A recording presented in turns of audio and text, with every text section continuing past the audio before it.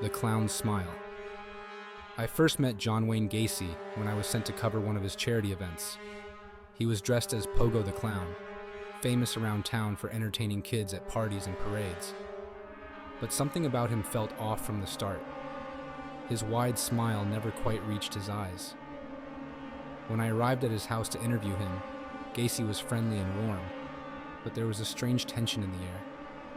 He showed me around, boasting about his volunteer work, but my attention kept drifting to the basement door, slightly ajar in the hallway. His eyes flickered toward it too, like it held some secret. He offered to show me his party supplies in the basement, and though I hesitated, I followed. The cold, damp air hit me as soon as we stepped down. The space was cluttered with costumes and balloons, but there were shovels too, dirt-stained, leaning against the wall. The faint smell of decay lingered. Gacy brushed it off.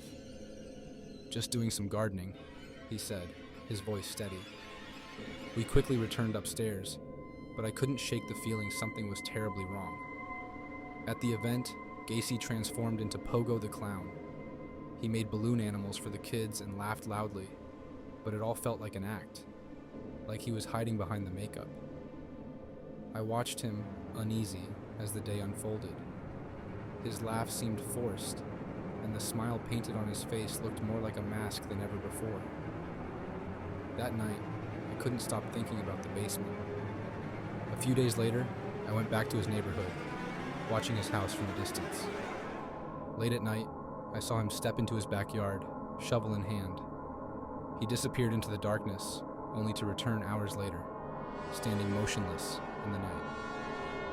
The next morning, the news broke. Bodies had been found in Gacy's crawl space. The man everyone had known as a cheerful community member, a clown who brought joy to children, was a serial killer. He had buried over 24 young men and boys beneath his house. I had been inches from his secret, standing in his living room, talking to a monster. The mask had slipped, and the world saw the true horror hidden behind the clown's smile.